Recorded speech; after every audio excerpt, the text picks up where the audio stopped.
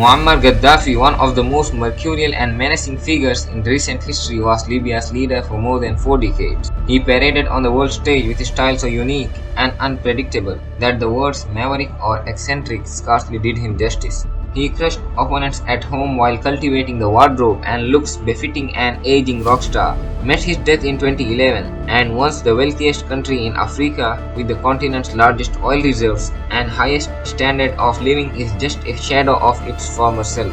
The self-styled revolutionary philosopher who dreamt of forming a union of Arab and then the African countries, mirroring the concept of the European Union, but had an abundance of adversaries striking on his spine at every opportunity. Who is Muammar Gaddafi? Why did the West feel threatened by Gaddafi and his ideas? What were the conditions of Libyans under the rule of Muammar Gaddafi?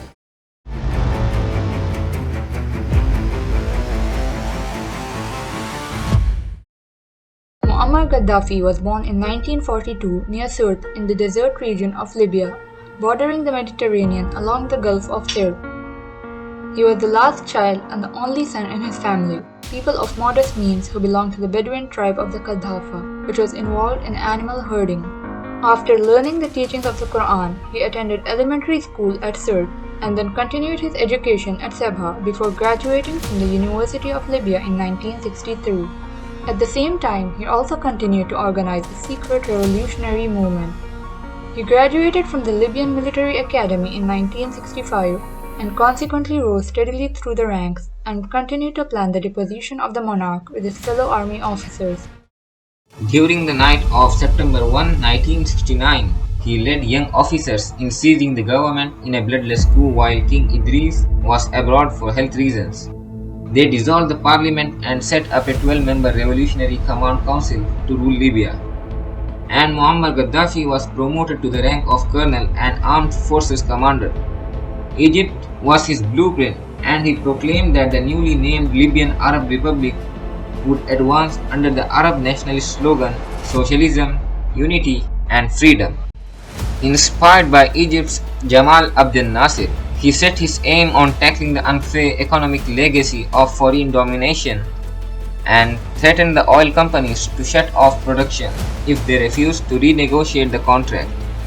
The maneuver succeeded, and Libya became the first developing country to secure a majority share of the revenues from its oil production. Other nations soon followed this precedent, and the 1970s Arab petro boom began. In the early 1970s, he set out to prove himself a leading political philosopher by developing a philosophy which he professed as the third universal theory outlined in his famous Green Book. The theory claims to solve the contradictions inherent in capitalism and communism, to put the world on a path of political, economic, and social revolution and set oppressed people free everywhere. He claimed to have relinquished power in 1977 and said Libya was self-managed by the people. But in reality, he crushed dissent and was the undisputed ruler of Libya. In the early years of his reign, he expelled American and British military bases while nationalizing the financial, industrial, and commercial sectors and commenced other significant reforms. He was a very able and genius diplomat who exploited his unpredictability to keep his enemies off balance and maintain and manipulate the chaos according to his needs.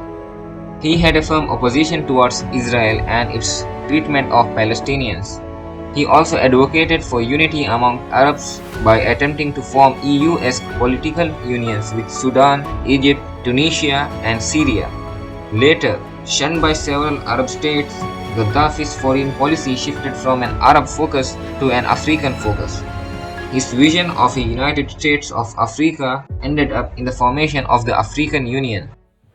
The US started airstrikes on Tripoli and Benghazi after Gaddafi was allegedly involved in the 1986 bombing of a nightclub in Berlin that killed 2 US servicemen and a woman, resulting in the killing of his several children, and narrowly missed Gaddafi himself, although there was no conclusive proof beyond intelligence chatter that Libya had ordered the attack.